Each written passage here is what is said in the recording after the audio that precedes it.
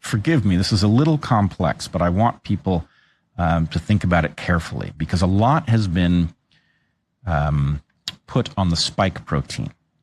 People imagine that the spike protein is the cause of the pathologies. And while I think the spike protein was a very poor choice for these shots, that it does create pathologies of its own, I don't think it's the majority of what's going on. And in fact, what I believe is it is likely that many of the deaths that occur as a result of these shots, it's the result of the mRNA platform itself.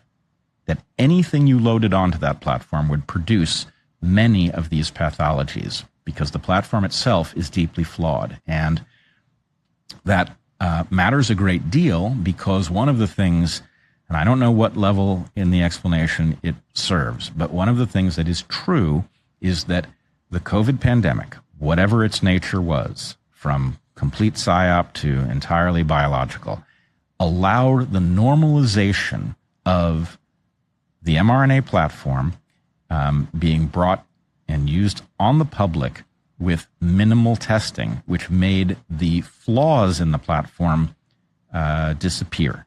The fact that we were in a hurry to get out of COVID allowed them to normalize the mRNA platform, and that platform, from the business perspective, allows you to reformulate virtually any vaccine that you wanted, and in lifetime, right, presumably to repatent it, to create vaccines very quickly for new pathogens, whatever their origin might be.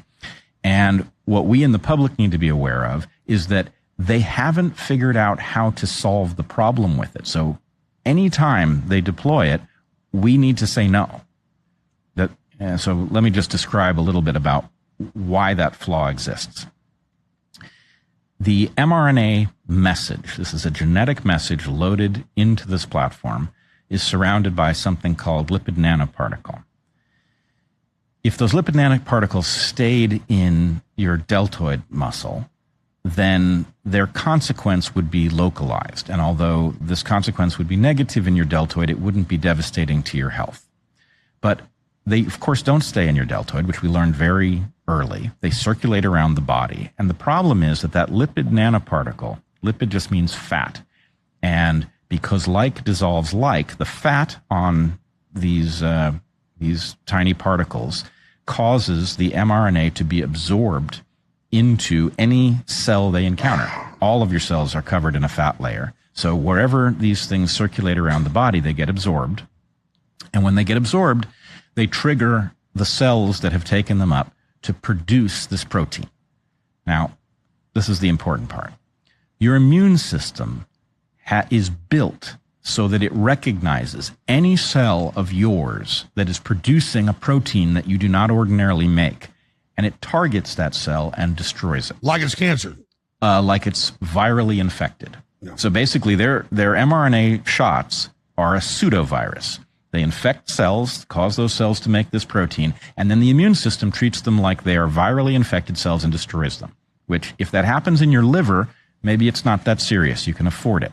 If it happens in your heart, it's potentially devastating, because it creates a wound, which is then a vulnerability. If you're a soccer player and you're running particularly hard, you can get a blood vessel that bursts in your heart, causing a devastating pathology, causing your death, for example.